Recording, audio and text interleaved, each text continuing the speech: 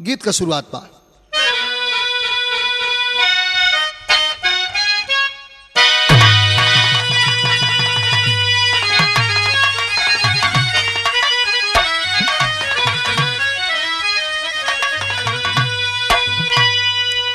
अरे भोले बाबा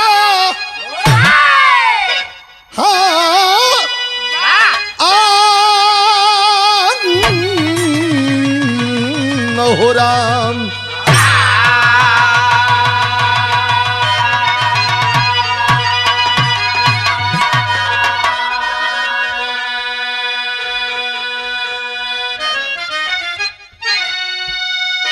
दे रही है कलम उनको श्रद्धांजलि,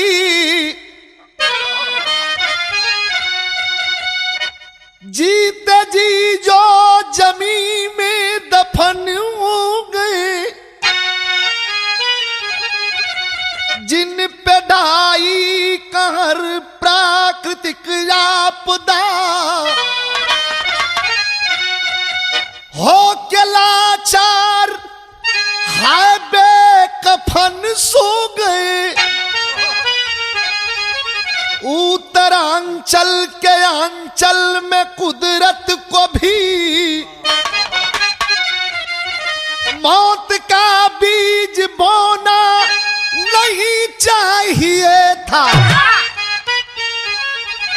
चाहे होनी हो या चाहे अनहोनी हो, जो हुआ ऐसा होना नहीं चाहिए था।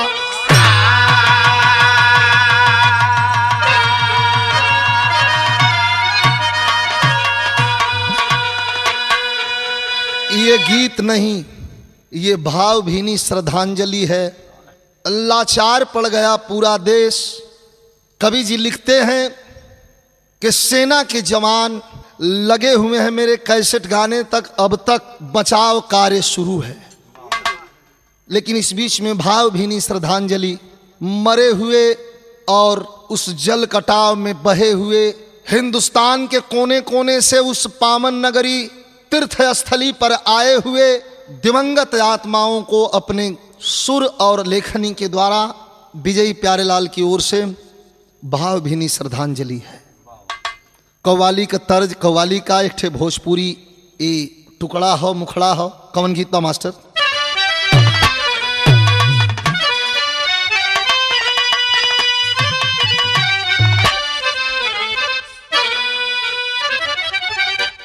अरे ऐसे कैसे हो जाई,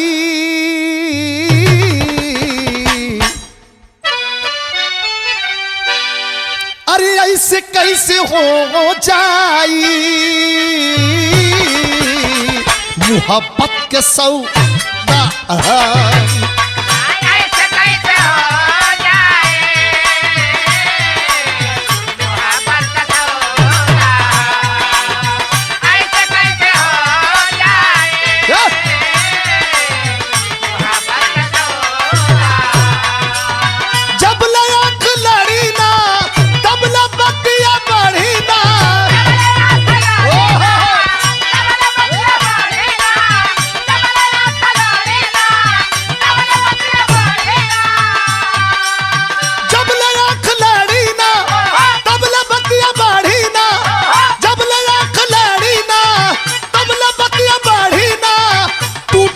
बिखर जाई,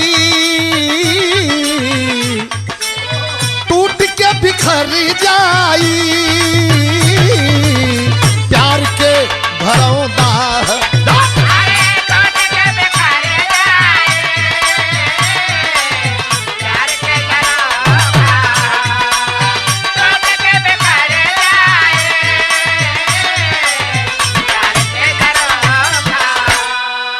कभी कितना बढ़िया भाव लिखत हूं।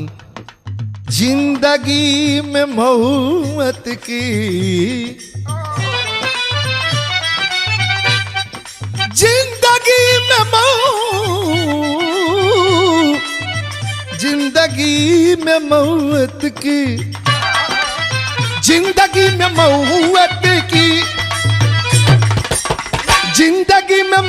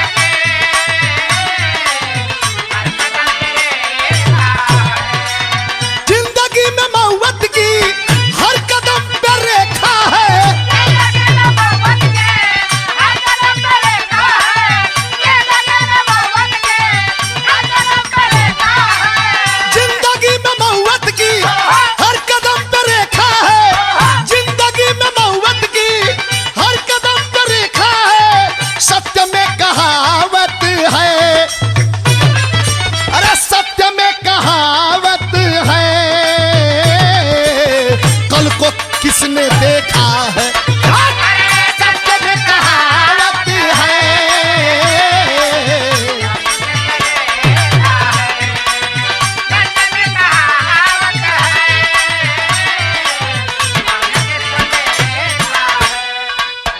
दर्द को कहने या सुनने में बड़ा अंतर है, हादसा उत्तरांचल का बड़ा ही भयंकर है।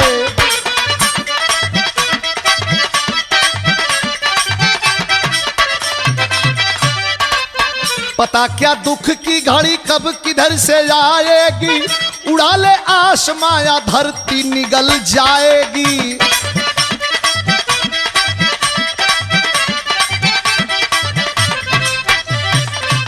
प्रलय से कोई भी इंसान नहीं सुरक्षित है, प्रलय से कोई भी इंसान नहीं सुरक्षित है। आज भगवान का भी घर नहीं सुरक्षित है।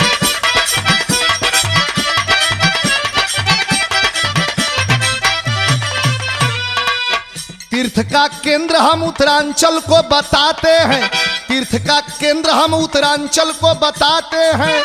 लाखों पर्यटक जहां पे आते जाते हैं।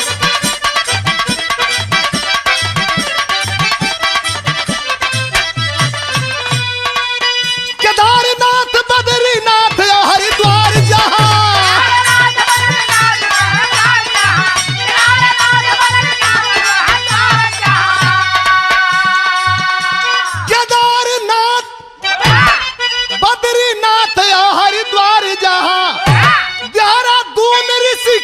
गंगधार जहां,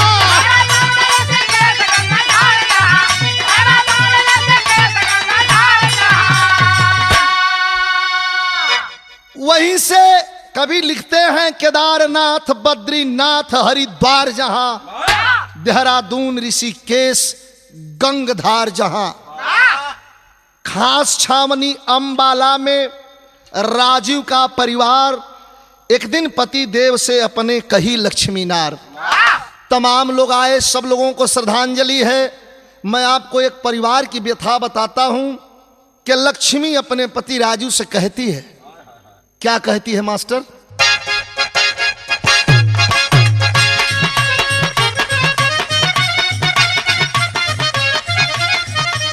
गीतिया का बोलू है बा, अरे तोरा पुन प्रताप से यही जा बड़ा मजे में पानी रे।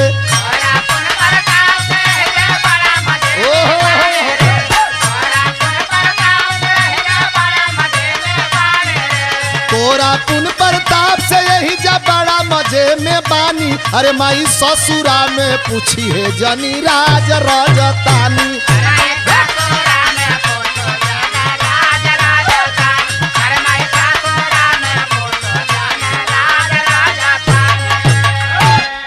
ए भैया इत तर्ज रहल, लेकिन फर्ज में से बढ़िया भाव बा। उ लक्ष्मी अपने पति राजू के बुला के इठे बात बड़ा प्यार से मेहरारू को खुश होली तो मर्द से बड़ा चुनहा के बतियावे, बड़ा चुनहा के कहलत कि सुनी ना, अब तो लड़का बच्चा भी हो गई बनन, लेकिन हमरा के एगो बात याद बा। कहाँ का बात याद बा? तो वो अपना मर्द राजू से उ लक्ष्मी कह रहल बे काम, मम्मी पापा के संगे कई बार देवघर गइल बानी हो। देवघर देवघर, अरे मम्मी पापा के संगे कई बार देवघर गइल बानी। गौरा जी के पूजनी कृपा कइले तहिए भोला दानी।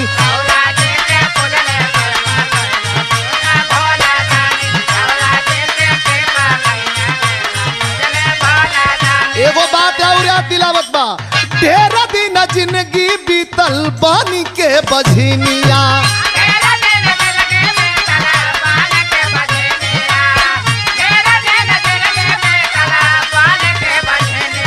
अरे जोड़वा लइका पवली कैली बाबा के पूजनिया।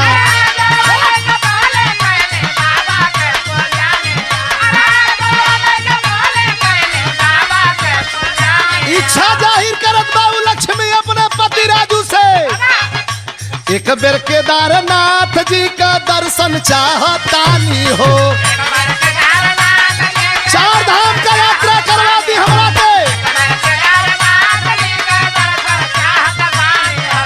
बद्रीनाथ केदारनाथ का दर्शन चाहत बानी। इशारा करत बा कि बद्रीनाथ केदारनाथ 4 धाम का यात्रा कैला से पाप कटित होला। तनी आजा भैया, आजा भैया, आजा आजा। पत्नी का बात सुन के पति राजू बड़ा कस के हंसला कहला कि तब ना मनबू का ना हम चलबे करब। बिरहा में एगो तर्ज बदल गई जौन आजकल बड़ा रंगबाजी से चलत बा। कौन तर्ज मास्टर?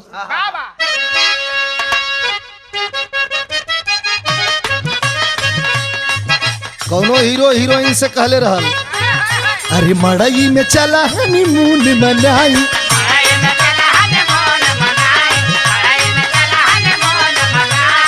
आप देखा हनीमून का तैयारी केहू करेला कि हम चलब मॉरिशस, हम चलब थाईलैंड, हम चलब इंग्लैंड, हम चलब वहाँ, हम चलब गोवा। लेकिन ये बारे भोजपुरिया माटी, ये भोजपुरिया माटी के लोग जितना गन्ना के जूस पर खुश होलो, जितना कांट और कूस पर खुश होलो, उतना इनके कस्तूरी से काम नहीं खे। इशारा करत बा मड़ई में चला हनीमून मनाई।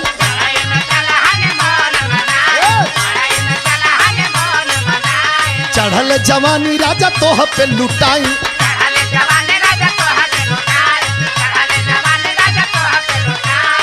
जवन होई देखल जाई, जवन होई देखल जाई। आवे वाला समैया में लहर जवानी के, अरे लहर जवानी के लूटे के मन बा सैया के साथ मड़ैया में। लहर जवानी के लूटे के मन बा सैया के साथ।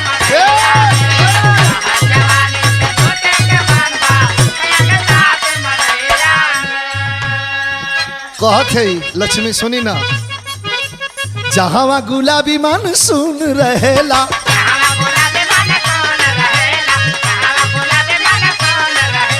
सुनीला कि वहाँ गुलाबी मानसून रहेला। गर्मियों में गुलाबी गुलाबी हवा चले ले, ठंडा मौसम रहेला। ए जी सुनी ना, जहाँ गुलाबी मानसून रहेला,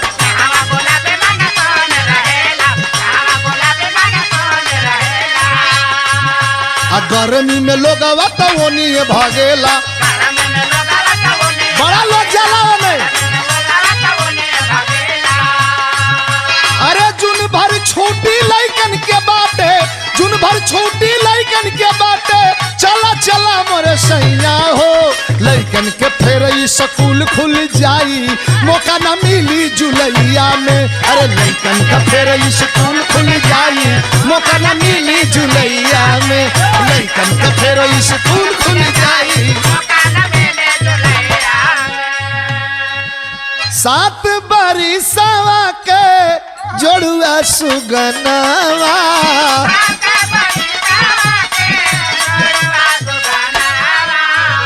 दोनों प्राणी चली दिहले कई के पयनावा।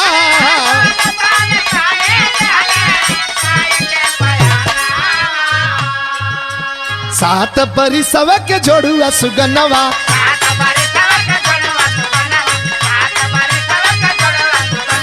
दोनों प्राणी चली दिहले कई के पयनावा।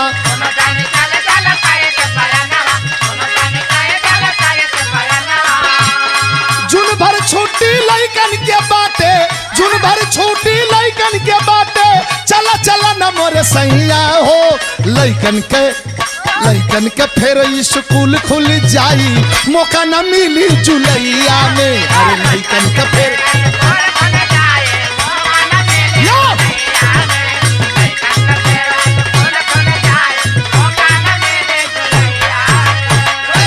पति के साथ इतना बैठ के दिमाग में इतना भर दिहली, यो कहल कि तो ठीक है कहत रू। लड़का घूम लियो सो सुने में आवेला कि गुलाबी मौसम रहेला। चला चली जा। है अपने दोनों बच्चों के साथ, अपनी बीबी के साथ राजू भी चल देते हैं। कवि जी भाव लिखते हैं मास्टर, गीत का बोल बा जौन आप लोगन के सुने के मिलाला मंच से लेके कैसेट तक। कौनो सुहाग रात के दिन दुल्हा दारू पी के आइल, के कुल मजा गजबजा दिहलस। जब जाए लगल तो दुल्हन दौड़ के धैल से लुंगी के जौन खूंट झूलल रहे धै के वह घींच दिल, एक फेरा घूम गई ना। कहला कि लुंगी दे। कहा लुंगी मत मांगा, पहले आई सवाल का जवाब दे के जा। पूछत या रो तो बे कालस के कवन ना सक के रतिया अरे आईला सजारिया अरे गतर घाई कैला बितारिया होश में न रहूआ बुझाता, होश में न रहूआ बुझाता ये राजा काबिता कमरिया दुखाता।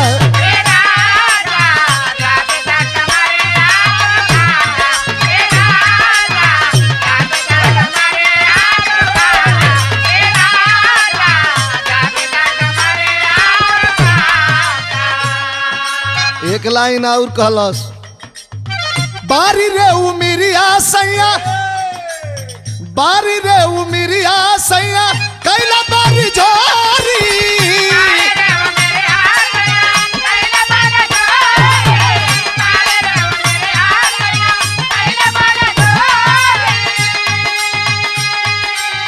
बारी रे उमिरिया सैया अरे कैला बारी जोरी बाके कवार दहिया दिहला मनोहरी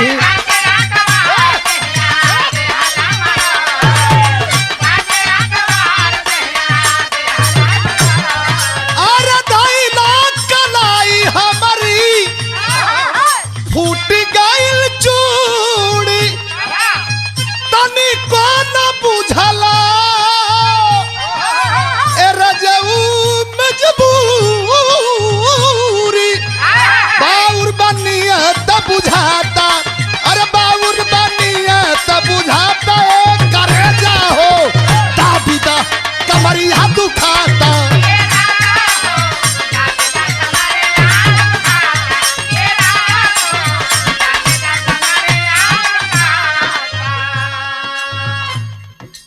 इशारा कवि जी लिखत हुन का दोनों प्राणी चलल हो तो भाव हो कहाँ आई लोग हरिद्वार ऋषिकेश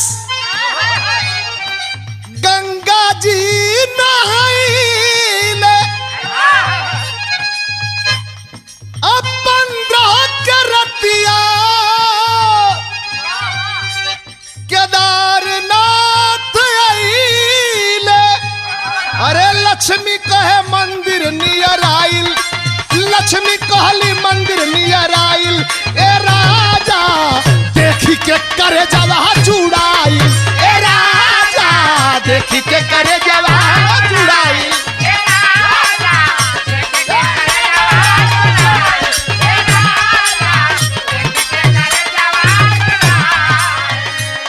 हमार करेजा देख के ही मंदिर जुड़ा गई है। अच्छा लइका ओंघात बाड़न हम थकल बानी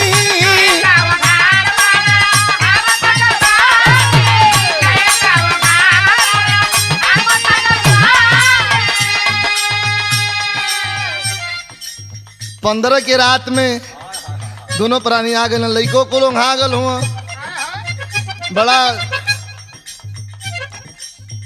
चिरौरी का के लेके चलल बाड़ी दुल्हा से अपना कहतड़ी राजू से कहतड़ी लइका ओंघाते नु बाड़न आमहु थकल बानी दर्शन बिहान कइल जाई दोनों प्राणी।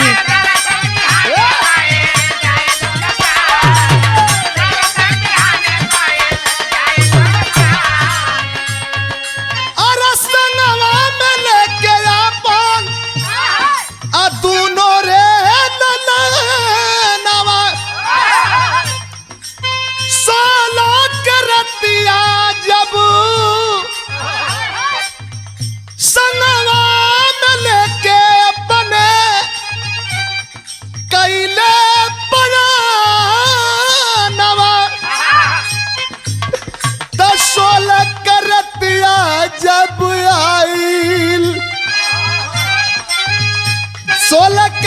बरतिया जब आइल ए राजा देख के कर जवा जुड़ाइल ए राजा देख के कर जवा जुड़ाइल।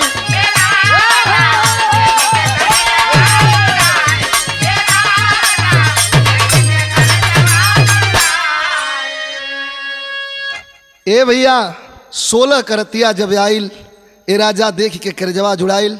हजारों नहीं लाखों की तादाद में आए हुए लोग 4 धाम की यात्रा पर बंबई हिंदुस्तान के कोने कोने से, मैं किस प्रदेश का नाम गिनाऊं, किस जिले का नाम गिनाऊं, बनारस से, गाजीपुर से, जौनपुर से, आजमगढ़ से, मिर्जापुर से, प्रतापगढ़, इलाहाबाद, कौशाम्बी, हर जिले से, हिंदुस्तान के कोने कोने से लाखों लोग आकर के उस हिमालय की वादियों में बड़ा सुकून महसूस कर रहे हैं।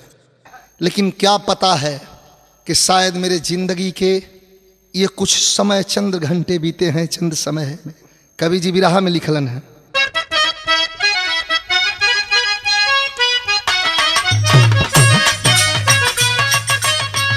लइकन खाती नहीं गीत है, कौनो लइका लइकी से कहले रहल, यहाँ कुल लइका बैठलो हुआ सो, लइका जवान,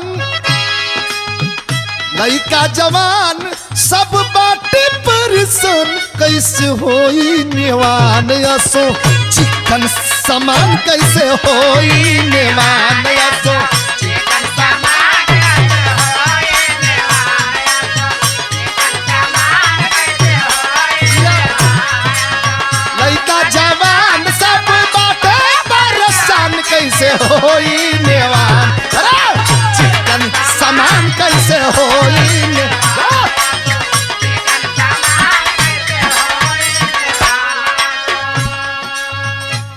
दिखाई दोनों बच्चा बिरहा के बाग का फूल, अभी अभी विशाल के आप लोग देखली, ये उपेंद्र और ये हमार लड़का, हमार भतीजा विपिन यादव, इहो लोग बड़ा ये लोग का सहयोग बा, ये कुल मटेरियल जुटावे में, हमरा के स्टूडियो तक लियावे में, हमरा के गवावे में, विशाल का, विपिन का, उपेंद्र मुन्ना का, ये लोग का बड़ा सहयोग बा। बहुत बहुत धन्यवाद। हमारा पास क्षेत्र बहुत बड़ा हो गई, इससे कम में कैसेट आप लोगों के बीच में जाता, लेकिन अब वादा करता नहीं कि जरूर 2-1 महीना पर एक आध दूसरे कैसेट, ये लड़कन का कोशिश रही था। और ये किरण म्यूजिक की ओर से करंट से लेके जौन भी मैटर आप लोगों के सुने का मन करी, हमारी तरफ से प्रस्तुति होती रही। बहुत बहुत धन्यवाद। जा बढ़ा। कैसे होई नेवान असो, चिकन समान कैसे होई नेवान,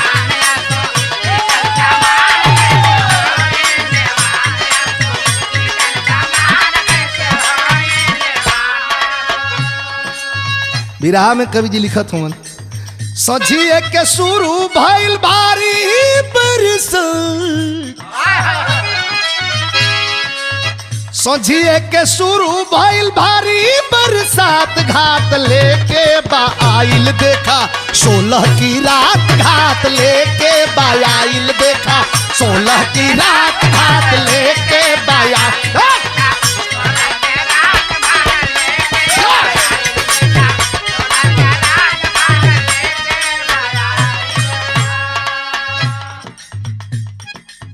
एकाएक फाटलिया सम्मान से बदलवा,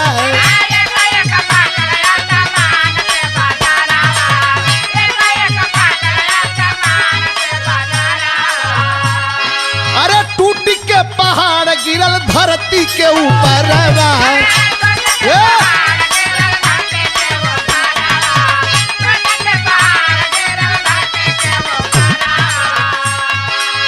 भागे सब लोग केहू के कुछ ना सुझा, भागे सब लोग केहू के कुछ ना सुझात, घाट लेके बा आइल देखा 16 का रात, घाट लेके बा आइल देखा 16 की रात, घाट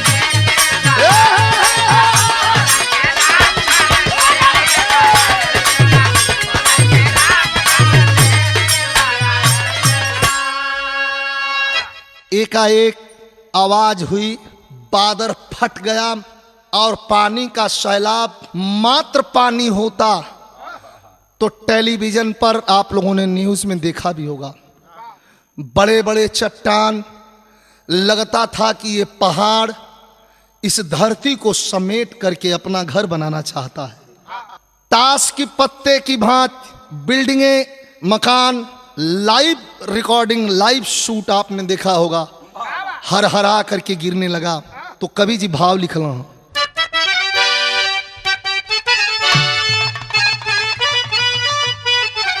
आए हाय हाय, भिखारी ठाकुर वाली गीत मास्टर बजौला हूं कि दिनवा गिनत मोरी घिसली अंगूरी से रहिया जो हत नैना ढूंढ रे विदेसिया। बिरहा का भाव बा, जागे के ना मौका दिहलस, भाग के ना मौका दिहलस। दरवाजा खिड़की से घुस लागल पनिया, एक बरसात दूजे बाढ़, तीसरे बादर फाटल, चौथे में धासा लागल नीचमा जमीनिया। जहाँ जे रहले हो तहाँ घेराई गईल, घर द्वार बह लागल सगरो समनिया। बड़ी बड़ी बिल्डिंग जमीनिया पे बही गईली, 5 ही मिनट में बदली गईली दुनिया। 1000, 2000, 3000 नहीं, 50,000 लोग उस सैलाब में पत्थर के नीचे, माटी के नीचे, पानी के नीचे दफन होके रह गए। जो लोग बच गए, भगवान की बहुत बड़ी कृपा रही। केदारनाथ की हाल तो ऐसी है कि वहाँ का नामो निशान मिट गया, एक भी घर, एक भी कुछ भी नहीं। चबूतरा तक बस मंदिर बचा और वह शिवलिंग बचा है, वो भी बालू, माटी, ईंटा, पत्थर से बिल्कुल पट गया है। तो कवि लिखते हैं, अंबर से फट के बादल गिर पड़ा। अरे अंबर से फट के बादल, ओ अंबर से फट के बादल गिर पड़ा। धरती धसन लगी है जल कटाव से, कटके कटके कटके कटके। धरती धसन लगी है जल कटाव से कटके, अंबर से फट के बादल गिर पड़ा। कोई पहाड़ पर चढ़े बचन को, पहाड़ भी है लगा टूटन। कोई बचे हैं वृक्ष पकड़कर, गिर के वृक्ष भी लगा बहन। धरा गगन यो दिशा पवन संग, मानसून बन गए दुश्मन। 5 दिनों पर मिली है लक्ष्मी, मंत्री जी से लगी कहन। एक झाड़ी में लाचार बेहोश वह लक्ष्मी पड़ी है, बच्चों का पता नहीं है, पति का पता नहीं है। उठा करके लोग लेके आए, आंखें खुली तो उत्तरांचल के कोई मंत्री आके खड़े थे। उनके सामने कह रही है, पति के साथ गई हुई लक्ष्मी अपने पति, दोनों बच्चों को गंवा दिया है। बेहोश हालत में सेना के जवानों ने एक झाड़ी से उठा करके, जवान उसे हेलीकॉप्टर से लाते हैं, बाद में होश में आती है। उसके सामने मंत्री जी खड़े हैं, देख करके रोने लगती है। एक आवाज देती है, क्या मास्टर?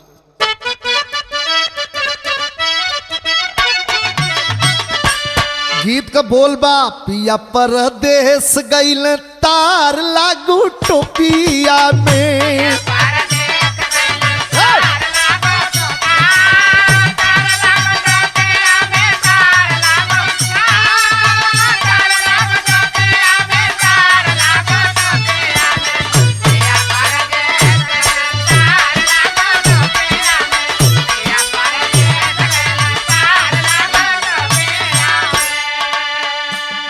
जी पूछत हुन, सबके देखत हुन, परेशान हुन।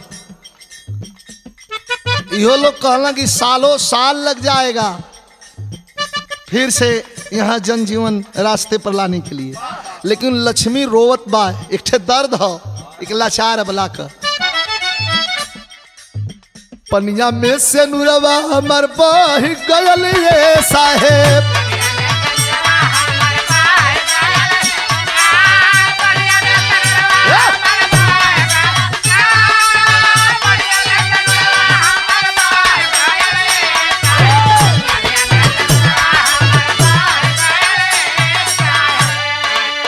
पनिया में से नूरावा हमर बह गयल ये साहेब, पता नहीं कौने जगहिया गयल ये साहेब।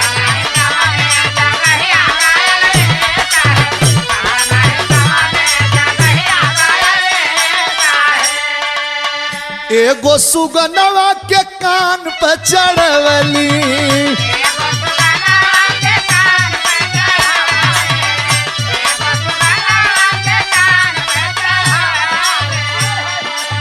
एगो के बड़की चट्टान पर बिठवली,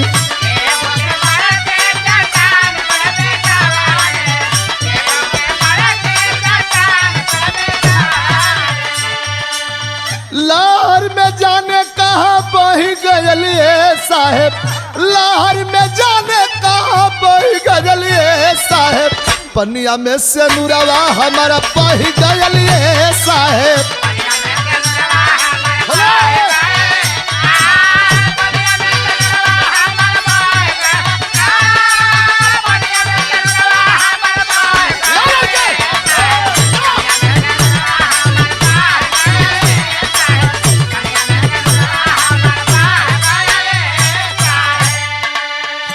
बात करते करते लक्ष्मी होश में आती, फिर बेहोश हो जाती।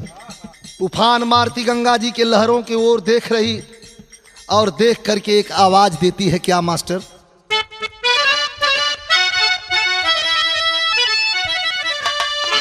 कि गंगा माई हूं, गंगा माई हूं, अरे ये तना कैदा ए दुखिया के सहयोग, गंगा माई हो।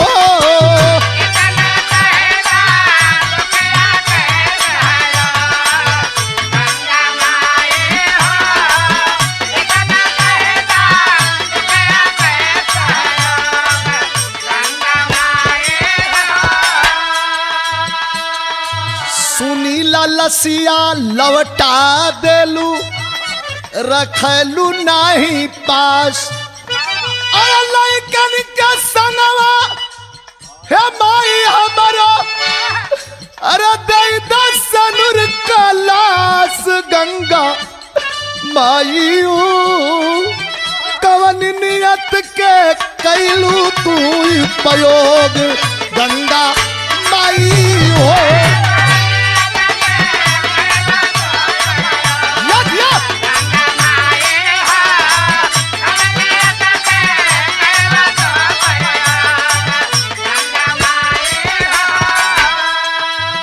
पाप नासनी जगतरनी तो है कहलाई संसार, पति के संगवा, पति के संगवा लौटा देबू हमारा दूनो लाल की, गंगा माई हो।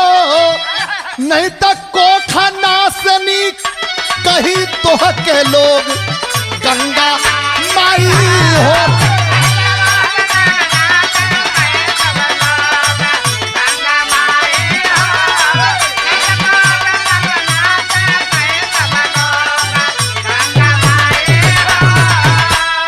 अच्छा, यही में केहू सरकार के दोष देत बा, कोई सुरक्षा व्यवस्था के कोस रहल बा, पब्लिक के तरह तरह आवाज उठ रहल बा। लक्ष्मी भड़क कर कह उठी, यह संकट से उबरने की घड़ी है। कवि जी भाव लिखलन है मास्टर, स्वार्थ में समय कीमती व्यतीत ना करो,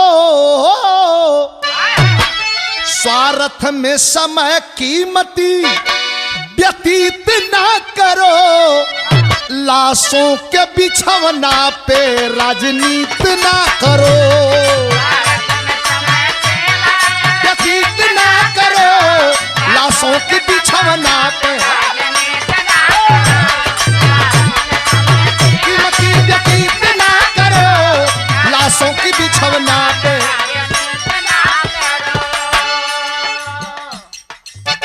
अरे लाखों की संख्या में जो अनाथ हो गए,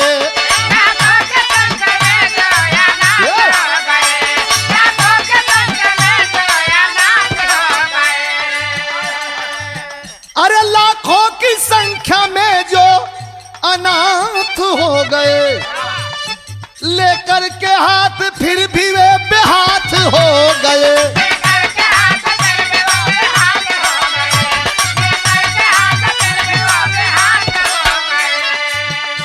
लाशों को उठाने में सेना है जुट गई, लाशों में सटी लाश उठाने में फट गई। मछुआ पकड़ता मछली जैसे जाल बांध कर, उसी तरह निकाल से सब लाश छान कर।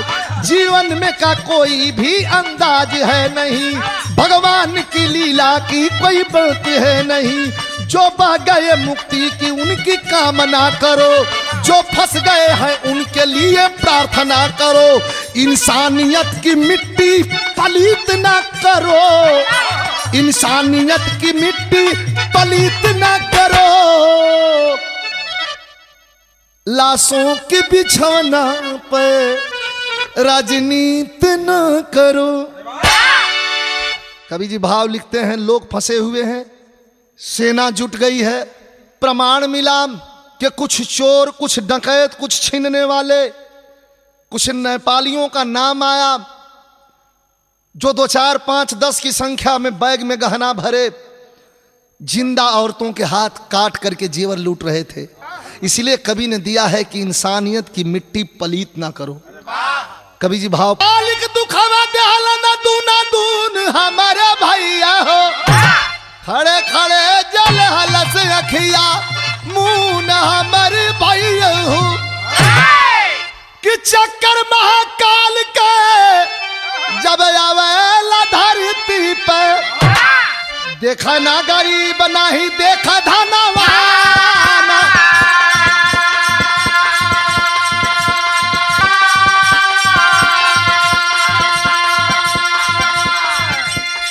ए भैया कौनो ओर से केहू सुरक्षित नहीं बा।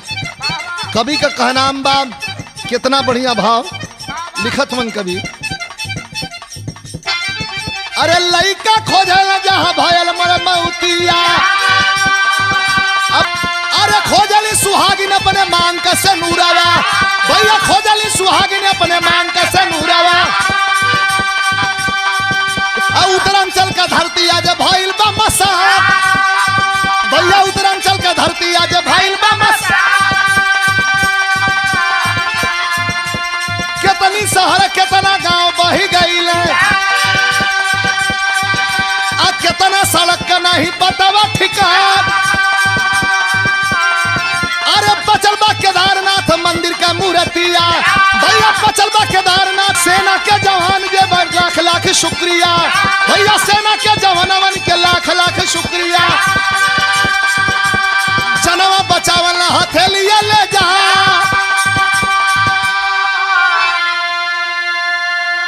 वहां का मंजर क्या है। एक आदमी 7 घंटे तक मंदिर में घंटा पकड़ के झूला रहा। पानी बढ़ता गया, पानी बढ़ता गया, पानी बढ़ता गया। जब ज्यादा पानी हुआ, जो लाशें तैर रही थी उन लाशों पर अपने आप को आलम्ब देकर के पैर रख करके अपने आप को बचा पाया था। करोड़पति घर से रांची की गई हुई एक महिला के विषय में टेलीविजन पर साफ न्यूज देखने को मिला। करोड़पति का मतलब मात्र करोड़ रुपया से नहीं होता है, हेरा फेरी करोड़ों की है। लेकिन पेट भरने के लिए उन पहाड़ों में भीख मांग रही है, कुछ दे दो नहीं तो मर जाऊंगी। भूख के मारे कुछ जंगली फल को तोड़ करके लोग मुंह में डालते थे, तो खाना तो दूर था, तोड़ करके और हाथ में लेते ही कुछ ऐसे पत्ते और फल थे जिनको लोग सूंघते ही बेहोश हो जाते थे। आज भी बड़ा खतरनाक दृश्य है, आज तक चल रहा है वो मिशन जवानों का। लेकिन मैं बहुत बहुत बधाई, बहुत बहुत शुक्रिया, बहुत बहुत मुबारकबाद देना चाहूँगा अपने सरहद हिंद के फौजी जवानों को, जिन्होंने जान पर खेल करके जितना हो सका है उतना मेहनत करके जवानों ने बचाने का काम किया है।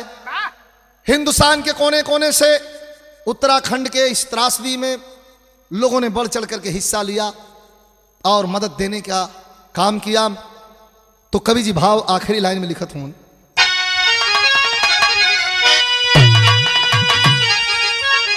अपने गीत के माध्यम से आखिरी लाइन में निवेदन करता हूं। अरे पूरा हिंदुस्तान आगे आना चाहिए, फिर से उत्तरांचल को उत्तरांचल बनाना चाहिए।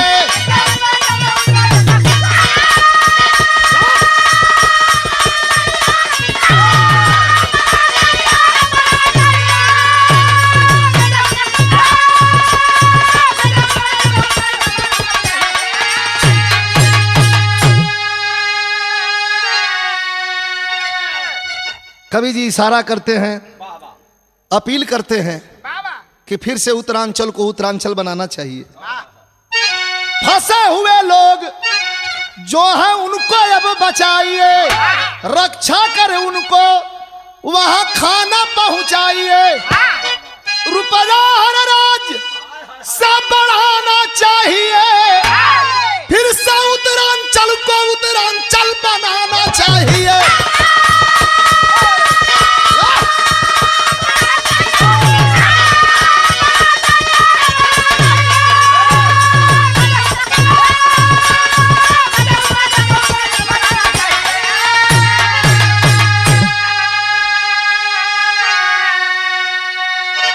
यह हिंदुस्तान की उत्तराखंड की सबसे बड़ी त्रासदी रही। हिंदुस्तान इस दुख से उभरेगा, कब उभरेगा ना पता, लेकिन और इससे बड़ा दुख नहीं हो सकता। मरे हुए लोगों को श्रद्धांजलि देते हुए अपने गीत को समाप्त करता हूं। गाया जाए तो घंटा 2 घंटा और इसे गाया जा सकता है, लेकिन जो लोग अपने परिवार से अलविदा हो गए, अलग हो गए, और जो लोग वहाँ से बच के आ गए हैं, उनको भी बहुत बहुत मुबारकबाद, बधाई। और जो लोग इस दुनिया में नहीं हैं उनके लिए बहुत बहुत श्रद्धा सुमन समर्पित करता हूँ। पूरा हिंदुस्तान दुखित है, हर जनमानस में शोक और दुख की लहर है। आखिरी लाइन में भाव लिया गया, ये दिखाएं हमारे दोनों मित्र भाई प्रदीप जी, जो हमारे सलाहकार भी हैं, और हमारे मित्र भैया मुन्ना जी। दोनों भैया को बहुत बहुत धन्यवाद, इन लोगों ने स्वागत सम्मान किया। आप लोगों को बहुत बहुत बधाई, बहुत बहुत धन्यवाद। गुरु बिहारी गुरु गणेश जी डूब गए हैं गम से, रामलाल गुरु बच्चन चंद्रिका आंसू बहा कलम से, अंबर से फट के बादल गिर पड़ा।